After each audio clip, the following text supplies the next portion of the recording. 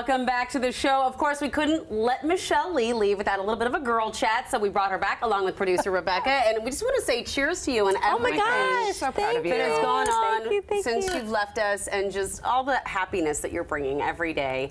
Oh, you're so nice. Well, it's true. You're kicking butt. We have Rebecca here because these two used to work together on a show that King 5 produced, which was one of the best shows. Oh, yeah. Take 5. It was a lot of fun. You may recognize a few I didn't even pay her to say that. Oh, there's Angela, Michelle, Bex, Chris Cashman. Oh, Timmy's in that and picture. this was your baby shower.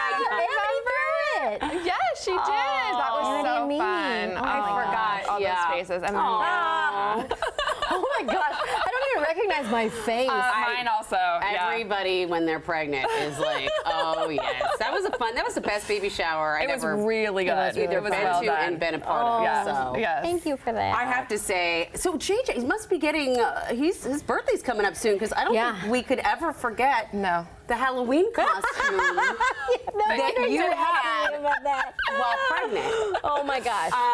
There it is, right there. Okay. Yeah. I waited until like October 30th to make that because it was kind of expensive. I had to go to Hobby Lobby or Michael's or something, and get all this stuff.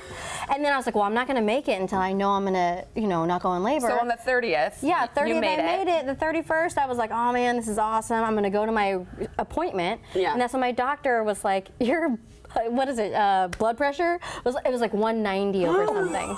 And I was like, what does that mean? It means you're not going anywhere. Yes, I was pre-eclamptic. And so I had to I mean, it was just kind of a mess because I remember I said, well, can I stop at McDonald's before I go? I just was not getting it. No, I know. It's a weird thing, the first kid. No one really tells you anything. No, they don't tell you that you're not going to get to eat for hours and hours and hours and hours on end. I remember saying, okay, I have to stop. Can you repeat what's happening? Yes. And they're like, you're not leaving until you have this baby. And I was like, so like today? Like I was so messed up. Well, so nobody got to see the costume. No one got to see the costume. The costume contest. And you would have surely won the costume 100%. contest. Who would not have let me win? I mean, nobody. I was a full pregnant lady with a dressed like a bird. Yeah. No, and so thank you for giving my due diligence.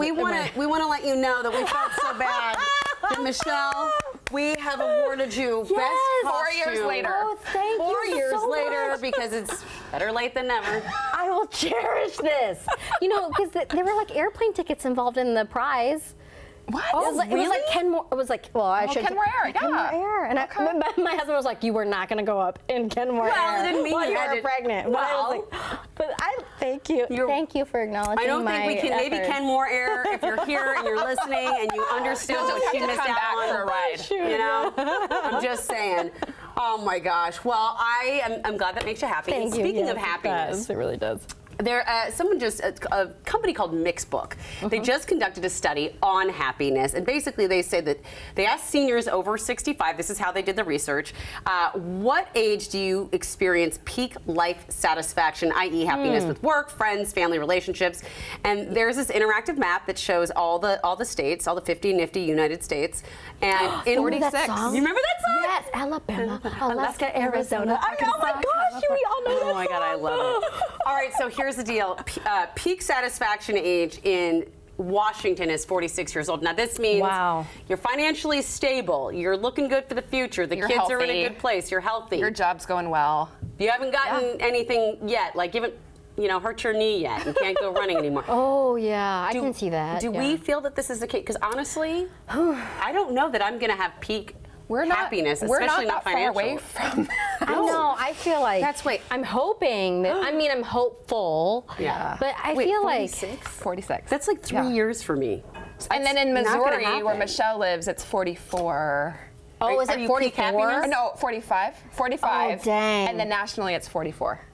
Oh, interesting. So, I mean, here's the thing. This is my problem with the research. You are asking folks that were over 65. Yeah. Ergo, their experience is much different than us who have lived through a recession at the height of our careers. We've talked about this. Yeah. 2008, we're like in the middle of starting our careers and everything's like, just kidding. Yeah. So, I mean, I remember my boss was like, can you take a furlough? And I was like, can I? I'm making $20,000. Yeah, furlough. How am much money can you take from me? But that set us back, I think, a lot. I do. I think it set us back a lot. So I have a lot of issues with the research done, and therefore I debunk it. Well, yeah, because my parents, when they bought their new car, it was like $2,500. Right. Now it's like, how much is a new car? Like $1 million. $45,000. How would I know? I don't know. It's ridiculous. I'd be curious to know what everybody thinks about that, though. Yeah. What do you all think is peak level of happiness? Share your thoughts on the InstaWebs. Yeah. We've got Well, lots that's of just places. a lot of pressure, too. It's like it's all downhill. After that, right? Right. Yeah. Is it, though? I don't know. It's kind of